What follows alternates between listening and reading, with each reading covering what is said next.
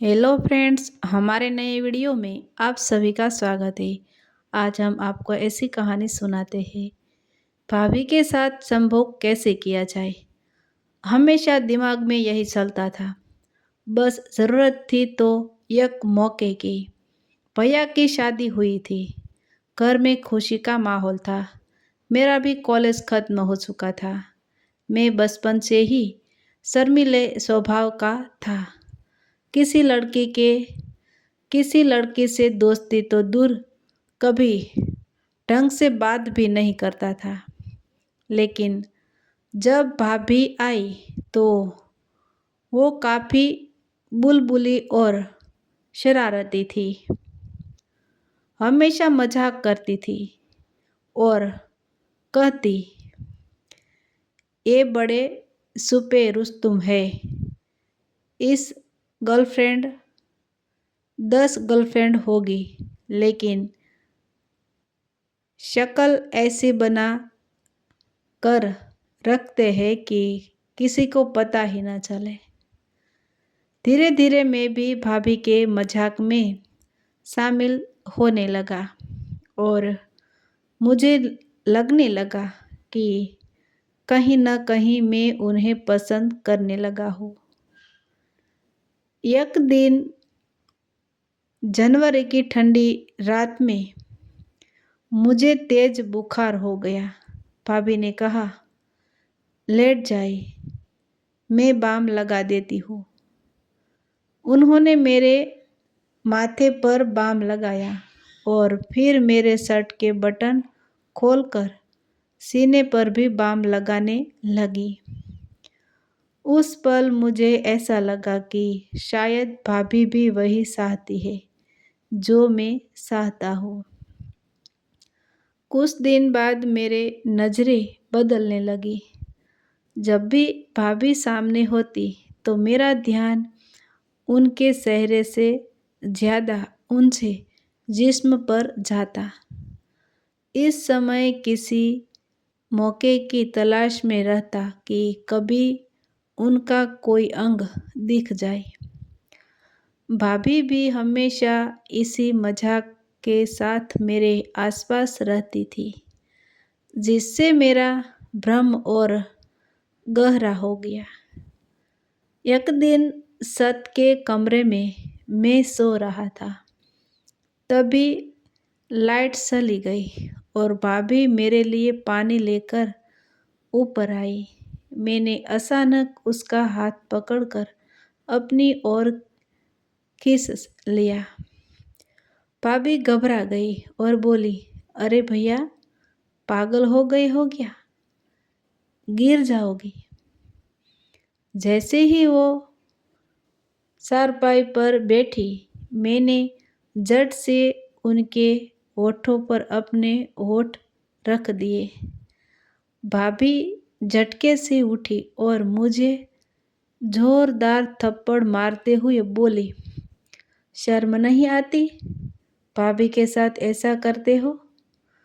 अच्छा हुआ कि यहाँ कोई और नहीं था, नहीं तो क्या सोचता। उस दिन के बाद भाभी मुझसे कटी कटी रहने लगी। मैंने एक दिन मौका देखकर उनसे पूछा, अगर आप मुझसे प्यार नहीं करती थी तो मजाक क्यों करती थी? उस रात मेरे शर्ट के बटन खोलकर सीने पर बाम क्यों लगाया था?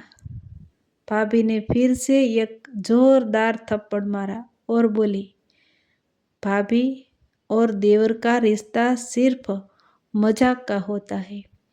और रही बात बाम लगाने की, तो अगर मेरी जगह मम्मी होती तो क्या वो नहीं लगाती? भाभी को भाभी माँ ऐसे ही नहीं कहा जाता। उनकी बातों ने मुझे झाकझोर दिया। मैं शर्मिंदा था। हमारी बात लगभग बंद हो गई और मैंने कॉलेज बदल दिया। नई जगह पर लड़कियों से बातचीत होने लगी, लेकिन मेरी नज़रों में एक अजीब सी आदत आ गई थी। जब भी कोई लड़की पास में गुजरती, मेरी नज़रें उनके चेहरे से ज़्यादा उनके शरीर पर होती।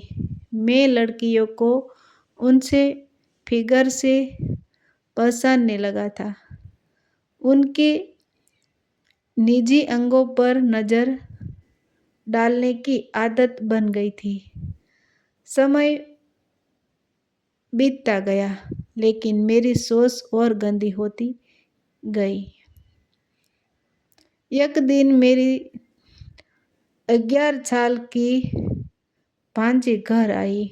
वो आते ही मुझसे लिपट गई और बोली, मामा मुझे ये दिलाओ, वो दिलाओ। मैं हंसकर उसकी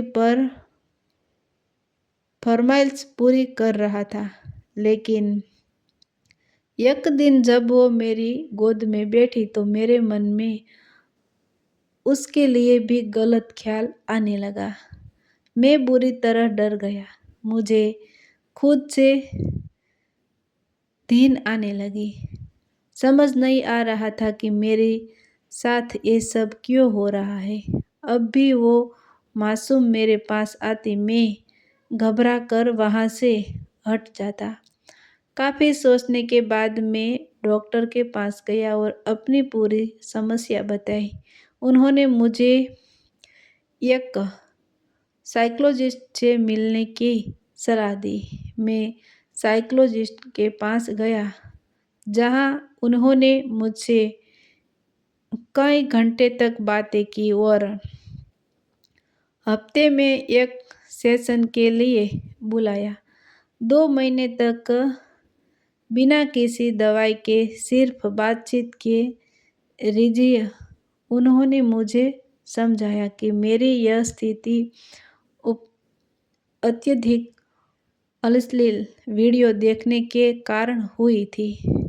उन्होंने बताया कि भारतीय अश्लील वीडियो में भाभी को सबसे ज़्यादा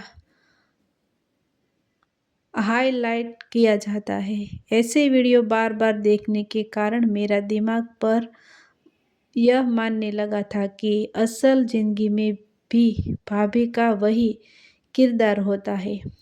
जब भाभी से मेरी मुराद पूरी नहीं हुई तो मैंने गर्लफ्रेंड और दोस्तों की अश्लील फिल्मों को देखना शुरू कर दिया, जिससे मेरा नज़रिया बदल गया और मैं हर लड़की को सिर्फ एक वस्तु की तरह देखने लगा। जब यह सोच भी पूरी नहीं हुई तो मेरा दिमाग और नीचे गिर गया और मैं अपनी ही मासूम भांजी पर गंदी नज़र डालने लगा। उन्होंने मुझे अश्लील वीडियो देखना पूरी तरह बंद करने को कहा। दिन में 2 बार ध्यान लगाने की सलाह दी और प्रेरणादायक वीडियो देखने की सलाह दी। आज इस बात को 6 महीने हो चुके हैं। मैं खुद को पहले से बेहतर महसूस करता हूँ और समझता हूँ कि यह समस्या कितनी खतरनाक हो सकती है।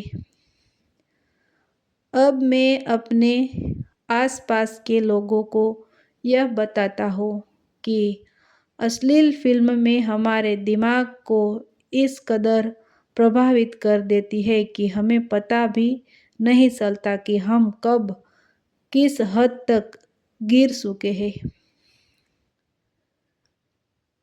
लड़कियों के प्रति गलत सोच, बलात्कार और कम उम्र के बच्चों के साथ होने वाली घटनाओं का सबसे बड़ा कारण यही है।